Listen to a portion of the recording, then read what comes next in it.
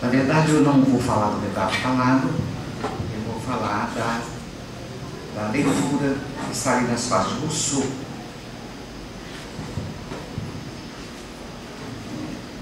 Eu parto do pressuposto de que houve, a partir do início dos anos 60, uma renovação dos estudos de Rousseau na USP, na Universidade Brasileira de modo geral, começando na USP, e que foi levada, então, pelo Bento e pelo Salinas.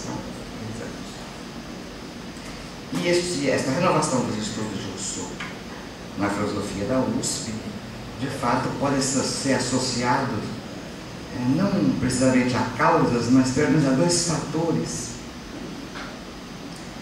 de natureza inteiramente distinta.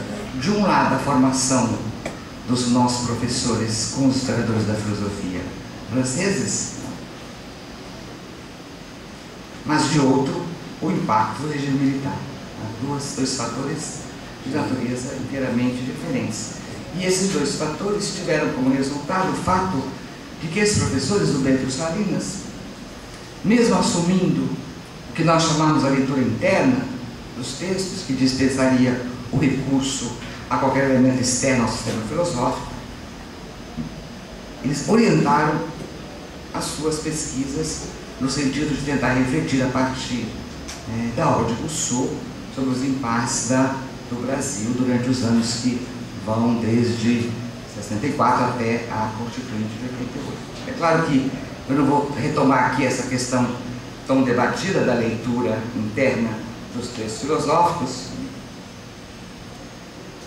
De qualquer modo, era no mínimo paradoxal e era mesmo difícil, naquele tempo, prestar atenção ao tempo lógico dos sistemas filosóficos na Rua Maria Antônia, enquanto o tempo histórico real, o tempo presente, era o das manifestações, das torturas, dos desaparecimentos, das aposentadorias compulsórias e das mortes.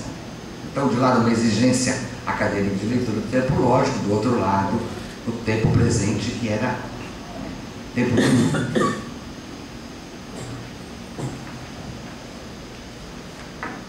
Ora, foi neste clima que Bento e Salinas escreveram sobre Rousseau. No caso de Salinas, como sabemos, como nos conta Marilena, no Retrato Calado, ao sair das duas primeiras prisões, ele começou a reunir o material do qual resultaria sua tese de doutorado, Rousseau, da teoria prática, que foi defendida em 74, publicada em 76. O Bento avaliar este livro afirmando que nessa tese são resolvidos problemas clássicos da leitura de Rousseau e demonstrada a coerência de sua teoria a despeito da aparência de contradição entre o radicalismo do contrato e um certo conservadorismo de Rousseau no texto Considerações do Governo da Polônia e o texto sobre a Córcega. Mas o próprio Bento afirma, num texto de homenagem a Salinas, que vai sair na revista Discurso, número 17, que o da teoria prática apresentava toda uma reflexão que não se limitava à história da filosofia, que envolvia as aporias da democracia em nosso país. Então, eu tento ver a teoria prática deste modo, a todo um esforço de reconstituição da coerência do sistema da filosofia política de Rousseau da parte dos Salinas, mas ao mesmo tempo Rousseau é fonte de inspiração para a reflexão sobre o tempo presente.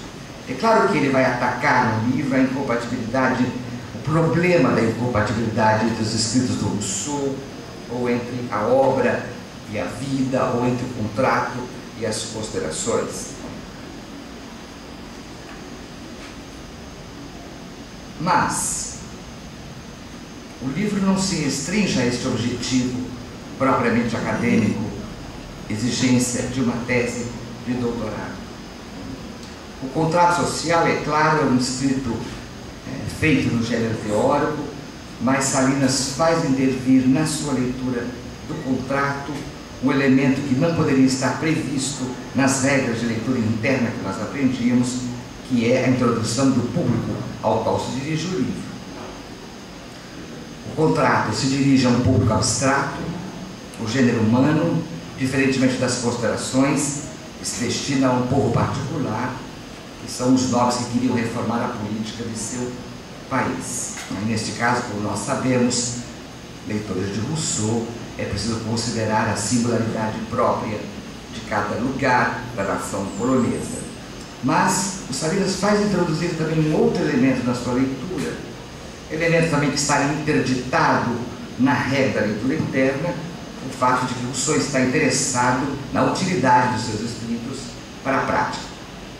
Ele faz intervir na sua leitura, primeiro, o livro se dirige a um certo público, segundo, o Rousseau tem interesse na utilidade para a prática.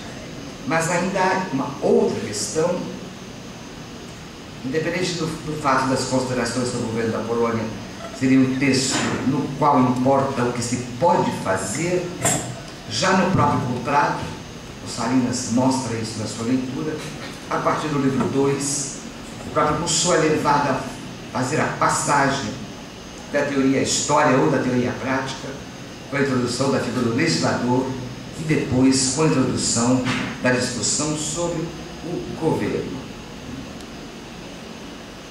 Então, o Salinas lê o contrato deste modo. Há o livro 1, que é teórico. O livro 2, o Rousseau precisa enfrentar-se com a questão de conjuntura, e no livro 3 também.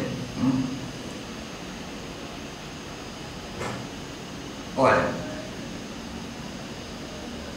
desculpe, eu estou com um texto, eu apresentei uma versão no colóquio do Rousseau e que está me atrapalhando um pouco aqui.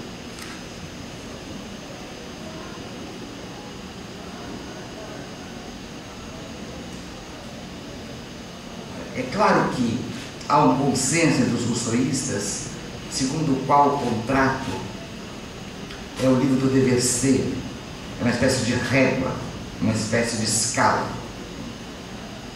Mas, no caso de Salinas, ele diz: a cidade imaginária do pacto, isso está num artigo na revista Almanac, a cidade imaginária do pacto, tal como é descrita abstratamente na primeira parte do livro, nunca pode ser tomada por um programa político a ser traduzido tal e qual para uma situação concreta, do mesmo modo que não pode ser considerada um programa a cidade ideal que Platão construiu na República.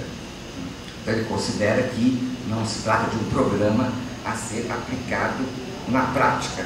Mas, de qualquer maneira, e aí vem o traço próprio que o Júlio encontrar na leitura que Salinas faz de Rousseau, para Salinas, contudo, tanto no caso de Platão quanto no caso de Rousseau, se pode extrair a partir da obra diretrizes para a elaboração de um programa para uma dada sociedade.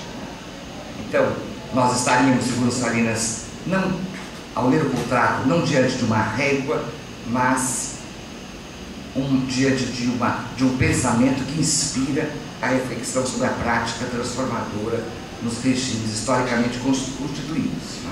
Eu penso que aí, quando Salinas reflete sobre a relação entre teoria e prática, seja na sua interpretação do contrato, seja no longo trabalho que ele faz no teoria e prática, ele está pensando no Brasil.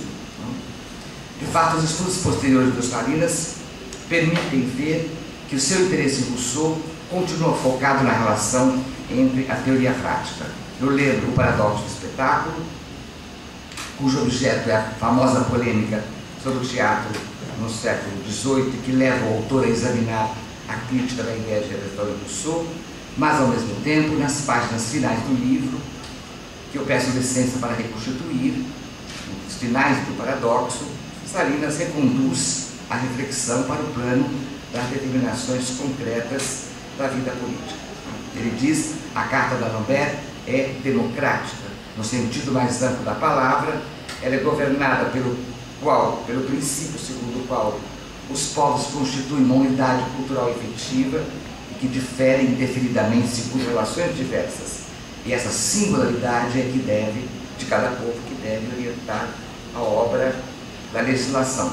Ele diz lá que não se pode legitimar um transplante de instituições de um determinado povo para outro.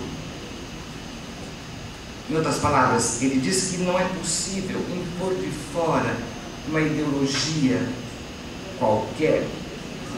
Talvez ele estivesse pensando mesmo nas organizações de resistência à ditadura e, de certa forma, apresentava como proposta diversas experiências revolucionárias do século XX. Os últimos textos de Salinas, como nós sabemos, são de 1986, escritos sobre a questão da Constituinte brasileira e publicados no livro A Constituinte Debate, que nós conhecemos e que reuniu trabalhos apresentados no colóquio organizado pelo Salinas e pelo professor Milton Meira, precisamente, que pretendiam permitir e estimular o debate sobre esta importante fase da redemocratização do país. E a questão que o Salinas coloca no artigo que foi publicado neste livro sobre a Constituinte é a seguinte: o país, o Brasil, se prepara para rever sua lei fundamental. A partir de que fundamentos? A partir de quais princípios teóricos, quais diretrizes práticas deve ser concebida e construída uma república que se propõe como nova? E ele diz: ninguém pode ficar fora desse processo, muito menos a filosofia. Eu cito uma das suas contribuições da filosofia.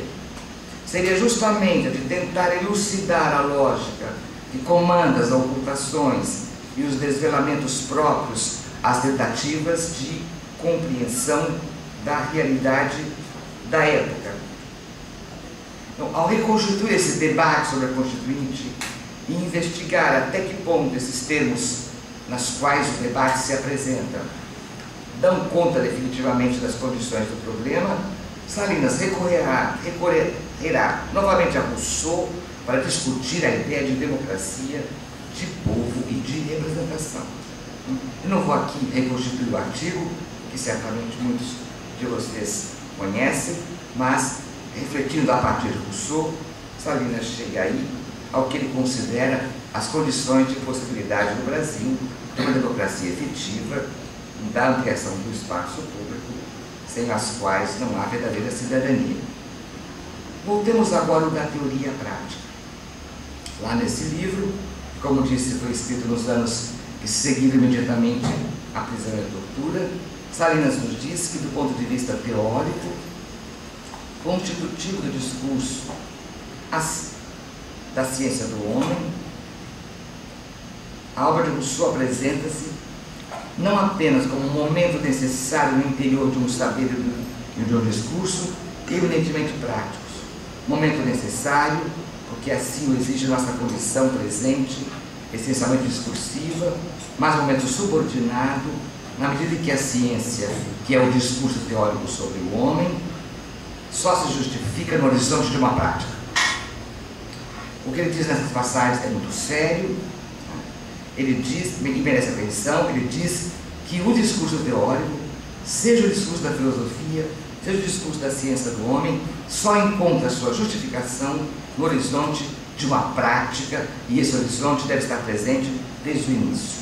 Esse horizonte da prática constitui, sim, um fim exterior ao saber, um fim ao qual o saber é subordinado. Ele é também, esse horizonte da prática, a instância principal e função da qual se estabelecem os limites desse próprio saber. Eu vou me permitir aqui, para finalizar, reconstituir as páginas finais do paradoxo do espetáculo, em que Salinas cita longamente uma passagem da carta 17 do livro 2 da Nova Heloísa. É uma carta de Saint-Paul, onde Salinas cita o Rousseau, e eu então reconstituo para vocês a passagem de Rousseau citada por Salinas. Assim, diz Rousseau, começo a ver dificuldades no estudo do mundo, não sei nem mesmo que lugar é preciso ocupar para bem conhecê-lo. O filósofo está muito longe dele, longe do mundo. O homem comum está perto demais. Um vê muito longe para poder refletir, um vê muito para poder refletir, o outro vê muito longe para julgar o quadro total. O filósofo considera à parte cada objeto que o atinge, que não podendo discernir nem as ligações nem as relações com os outros objetos que estão fora do seu alcance, não o vê jamais em seu lugar, no mundo, e não sente nem a razão disto, nem seus efeitos. O homem comum, por sua vez, não tem tempo de pensar em nada. Mas essas passagens da carta 17, sobre a dificuldade de pensar o mundo, para o filósofo, se encerra com uma bela conclusão que Salinas também cita ao final do paradoxo. Acho também uma loucura querer estudar o mundo como simples espectador. Aquele que apenas pretende observar, não observa nada. Somente podemos ver agir os outros enquanto agimos nós mesmos. Na escola do mundo, assim como na escola do amor, é preciso começar por praticar o que se quer aprender. E eu encerro aqui a minha homenagem ao Salinas.